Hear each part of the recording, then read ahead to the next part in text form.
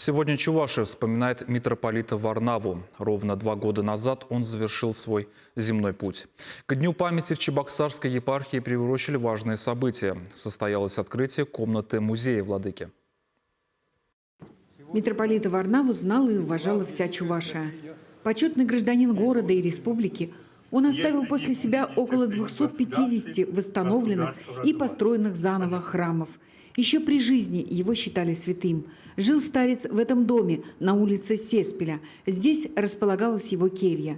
Поскольку дом требовал большого ремонта, комнату владыки решено было перенести на территорию Свято-Троицкого мужского монастыря, в Центр подготовки церковных специалистов. Ранее это было духовное училище, которое открыл митрополит Варнава. Его окончила большая часть священнослужителей, рукоположенных владыкой. Здесь, где и сегодня получают духовное образование православные миссионеры, теперь будет находиться святая святых дорогого всей Чувашии старца. Открытие музейной комнаты собрало светских и духовных лиц, привлекло как взрослых, так и детей. Первый же день, когда я принимал дела епархии,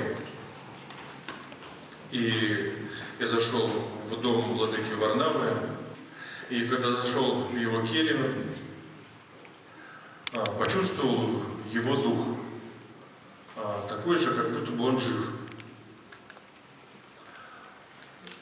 И в тот же день я подумал, что очень было бы хорошо, если мы эту келью сохраним и оставим на память.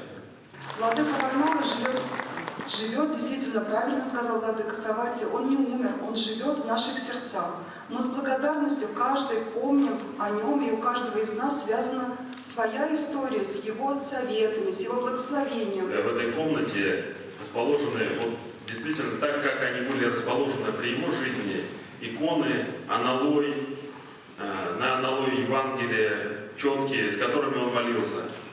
И я находился в этой комнате действительно в последние дни, перед тем, как он уехал в больницу. Действительно, это вот та самая атмосфера.